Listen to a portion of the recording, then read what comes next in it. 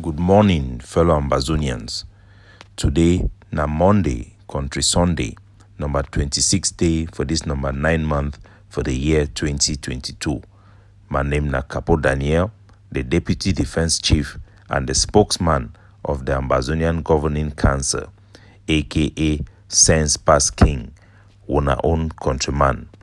Una welcome to our daily podcast, a program where we bring una meaningful information, the truth, facts-based analysis for help we as we waka for this journey to our freedom, to the independence of Ambazonia. Before I start this episode for our podcast, I want to say Shana Tova or Happy New Year. Today, na Rosh Hashanah, the Jewish New Year for people the way they follow the calendar where God began for the Hebrew people.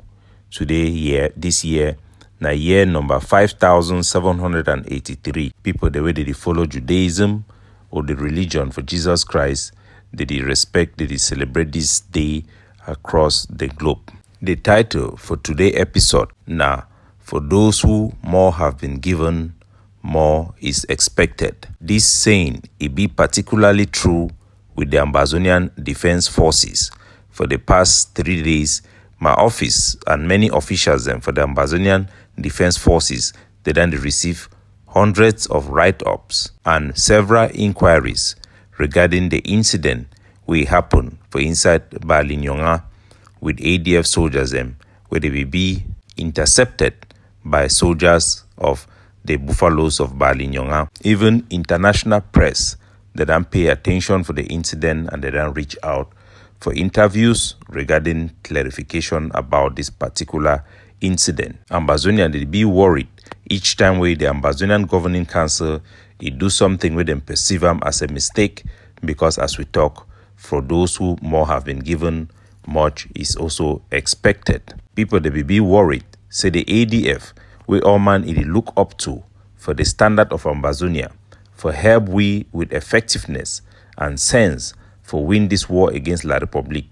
How come some people they go to talk say ADF idango kidnap? The problem we'll get them for Ambazonia, not be just our conduct, but na say our people them they be misled at every turn by some activists who claim to want to speak on behalf of the people, but at every turn they then brainwash our people, give them wrong ideology. One of such people, it be nobody but Sikot Johnson, we run for social media. It condemn the ADF, say we don't kidnap, and several other people like them, where they don't brainwash Ambazonian about the Ambazonian Defense Forces. Those people they will be shocked when Grandpa for Bali, the commander for inside the buffaloes, he come outside, he described the actions of his forces them against the ADF as criminal activity. The ADF soldiers were in an official mission that was authorized by their commander on the ground. They were accompanying somebody who was invited to a talk. The action it will be in line with announcement that we would have previously put on for public. Say every Ambazonian way they make substantive commercial activity them, both for home and abroad, they need for pay part of their own support for the liberation of our homeland. And those who then fail for comply, they will be invited for have a conversation. The ADF, it done been at the hope for Ambazonia, especially when it comes for excesses them. Our actions for inside Bamenda and many other parts for fight against kidnapping for ransom, it done set an example and a very good record for other forces them for follow, and it done give back the confidence for Ambazonians them, where they be affected by these excesses. So there is hope for sanity. Those individuals where they look for any opportunity for sabotage and blackmail the ADF and their top officials, they don't once more be put to shame as the issue they don't be defined for our public. They don't change from calling Ambazonian Defense Forces kidnappers for targeting our officials for their reaction to a crime that was committed against our own forces by their sister forces in Balinyonga. If Ambazonians are confused today and they don't know where to turn to, is because of actions and what by misleaders and so-called activists who are intellectually immature, who have sold them lies after lies, stupid logics after stupid logic. Ambazonians were convinced by the so-called Ambazonian activists to believe that Dr. Cho Lucas Ayaba, who went to England with the intention of meeting some people who had promised to finance Ambazonians' war in return for supply of petrol guarantee from Ambazonia. Any normal human beings would have think that it is a wonderful idea for Ambazonia, who are suffering genocide, to be able to have an opportunity like that to seize. But Ambazonians were deceived that for somebody to try to make such a deal for Ambazonia, the so-called oil deal, was a foolish thing and a selfish thing to do. The same people have not said anything when Chris Ano went and sell Ambazonia to La République du Cameroon in the CDC deal. It is not surprising why the same people will criticize the ADF, who, for the purpose of helping Ambazonia and buying weapons, will invite a millionaire to their camp for a conversation. These individuals who have grouped themselves in one group called SCAF, they have abandoned the liberation movement when our people are being slaughtered in Manu, when the kidnapping for ransom were rampant. All of them stayed silent, waiting for opportunity to criticize, condemn, and blackmail officials of the Ambazonian Defense Forces. This is the wicked black man syndrome. The amount of jealousy, hatred, naivety, intellectual immaturity within Ambazonians' talking head is a big problem that our people need to recognize. The stupidity is too much. Mark Barata, of all people, took to social media and write a lengthy write-up to call out the ADF and to call out Capo Daniel. The Mark Barata went as far as calling the ADF ban of Cameroon number plate as a useless policy. This is a policy that have been enforced and respected by over 80% of drivers in the popular city in Bamenda. This has instilled the sense of nationalism and make our people to be able to surmount the fear of the enemy. A glass ceiling we must shatter. These ridiculous so-called activists that have been described by people like Atta Milans as activists for hire have brought Ambazonians not only shame, but give them confused ideology. Our people now associate chaos to success in revolution. They now will tend to ask, place near the hot, why place near the hot? Because these individuals have given them over the years wrong ideologies and wrong logic to sustain a liberation war. They will not support anything that will push Ambazonia forward if that thing will not benefit them individually. Mark Barata went as far as saying Capo Daniel have the guts to call Ambazonian fighters on the ground Atanganji Paul. This is not only a lie, but it demonstrates an intellectual immature individual. Ambazonians should know the difference between calling our soldiers Atanganji Paul and informing them that they are actually working for Atanganji Paul. It is the fact of the matter. We have evidence that Atanganji Paul and the Cameroon government was behind the initiative to use their network of informer and embedded agent within the Ambazonian struggle to influence our soldiers on the ground to declare a lockdown that was supposed to suppress the projection of Ambazonian Community School, an issue that was of primary importance to the state parties that were looking forward to push the agenda to raise Ambazonian issue within the context of the General Assembly of the United Nations. Ambazonian fighters who genuinely are fighting for Ambazonia sometimes inadvertently work for the enemy. We will never accuse people for something they have not committed or something we do not have sufficient evidence to believe that points to the fact. Ambazonians should know.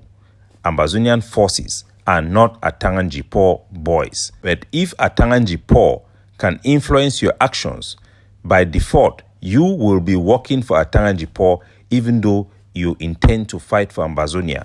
Those soldiers who locked Ambazonian down in the beginning of this school year were doing so as a result of manipulation from Atanganji Paul. If this translates in the mind of anybody as calling the soldiers Atanganji Paul, then the problem is not only the person, but it demonstrates a very low level of intellectual maturity for those people who are pushing that idea. Fellow Ambazonians, permit me to dwell on this issue of Amba to Amba. Yesterday, Sunday, a group of Ambazonian elders in Ground 1, 6 of them in number, had a 1-hour-long conversation with your humble official of the governing council, Capo Daniel.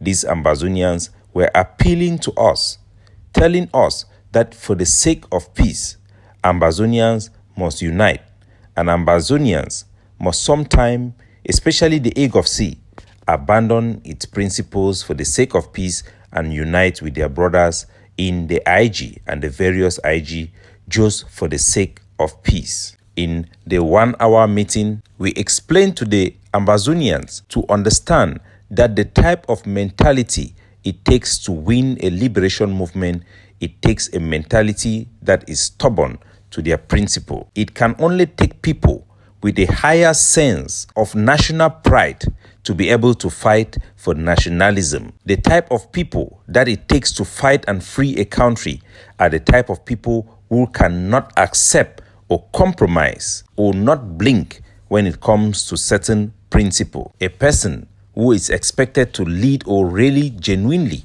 fight effective for Ambazonia will be that type of a person who cannot put down their pride or their principle. Imagine for one moment a person whose principle will say that let me keep down my pride, let me keep down my sense of dignity to accommodate abuses. That same type of a person in the midst of the abuses and crimes of La République du Cameroon may also apply the same logic and compromise our national interests. Those who have compromised their sense of pride in the past would likely do so in the future. Imagine if the Ambazonian governing council, if they had the type of people that will abandon principle for the sake of peace, where will we be today? When the Ambazonian governing council went together with the other nationalist group to form the SCACUF, and the agenda was being driven primarily by politics, they did not stop their vision that was broadly accepted but failed to be implemented in concert with SCACUF. They went on the ground and build the Ambazonian Defense Forces that have inspired our youth and our nation to rise up to resist Cameroon militarily. They were right. Imagine if for the sake of peace, Dr. Cho Ayaba had abandoned his projects and abandoned all the lessons he has learned in his life, together with the Beneza Kwanga, and abandoned the teaching of self-defense. Where would we be today? Imagine if the Ambazonian Governing Council, for the sake of peace, people like Sheikh Kavi did not resist in the conclave and were kicked out because they stood on principle that we should not and we cannot allow people to multiply themselves to gain more vote and overturn the primary agreement that forms the basis for the creation of SCACUF, because they simply want to transform the organization into a government. If Sheikh Kavi and the Ambazonian Governing Council had, for the sake of peace, abandoned their principle and endorsed the transformation of SCACUF and follow it, where would we be today? We will all be in Kondengi with the Naira 10. Imagine when Seseko Ayoktabi did not only condemn the killing of 5 gendarmes by the ADF, but he wrote an apology to Paul Biya, apologizing for the actions of the ADF killing La République du Cameroon and distancing himself from those policies. Imagine if for the sake of peace, we could have abandoned self-defense and joined him. Where would we be today? The type of people that it takes to liberate a country are the type of people that are stubborn and strong-headed to uphold the truth and principles. Imagine if for the sake of peace, we have to be giving up our principles. The same people who preach this logic will not hesitate for the sake of peace to abandon Ambazonian nationalism and pride to surrender to one Cameroon. After all, Cameroon is fighting to convince us to give up every hurt they have committed against our people, to forget every crime, every death, every slaughter, and abandon every Ambazonian family, including our fallen heroes, to go back to live as slaves with La République to Cameroon. No, no, no. We shall not blink. We shall not compromise. We will stand for the principles that we believe will work and that have been tested and that will work. Independence means independence. When the Mark Baratas, the Sikot Johnson, and their cabal, they criticize the Ambazonian Governing Council's principles, even including the IG at some points criticizing our principles, they don't do so because they don't believe it will work. They do so simply because they are selfish, as patriotic that they are, which is something nobody can question. They are driven primarily by their own ego and their own self-interest. They will support nothing unless it has something that will project them. Even if it is going to help Ambazonia, they will not support it. Ambazonians should know that the Ambazonian Governing Council will never take decisions or make principles or make policy based on internal rivalry or simply to score political points. Our comrades in Ground 2, who were saying that we should abandon principle for the sake of peace, should know that we will never accept the peace of the graveyard. Imagine when we knew that the Cameroon government wanted to suppress the projection of Ambazonian Community School and hide the shame that their own Cameroon government school will be abandoned in the beginning of this school year. Imagine if we abandon those principles. We would be abandoning all the efforts and all the community schools that have stood up for Ambazonian nationalism and to support what we know the Cameroon government wanted, which was a ghost town, a lockdown, to show how stupid we are, the international community, to misrepresent us as people who are fighting against education, and at the same time covering up their own failure and rejection by the Ambazonian educational system. So you expect the Ambazonian Defense Forces, whose general in Ground Zero declared a legitimate lockdown that was justified with a program for Ambazonians, Operation Sunshine, which could have put Ambazonian on the map in an undeniable manner. You would expect that same Ambazonian Defense Forces should, for the sake of peace, go and put a lockdown for some forces who came out with videos to reject and denounce their lockdown without any justification. You expect the same Ambazonian Defense Forces to close their eye and be blind and be so stupid to go and support another lockdown which have no legitimate basis and no justification, but simply to project eternal rivalry. If our soldiers could able to be that stupid, they will never be efficient and effective to liberate our homeland. If the Governing Council of Ambazonia starts to compromise on our principles, we will not only let down ourselves, we are going to destroy our liberation and the one-in-a-lifetime chance for our people to be free from Cameroon occupation. Like Mark Barata said, the Ambazonian Defense Forces, they always think that they are right. This is not true. It is a reflection of a myopic mind, the mind of an intellectually immature person who judges things by comparison. For him, anything Ambazonian government does that is successful or that it stands upon, he doesn't judge the principle and rationale. He simply stands on the childish notion of because Nama group, Naya group, you want show say, you know one show say. Those are things that should be left for kindergarten kids at the schoolyard in Baele. Adult and intellectually mature individuals must grow up, do research, and take the responsibility of our liberation very seriously. Lives depends on it. Generations to come depends on it. There is zero room for social media experiment. There is zero room for fame in this liberation movement. This is war. This is about the life and future of an entire nation. Our people deserve those who are dedicated, those who are intellectually sound, and those who are principle-driven. God bless you all.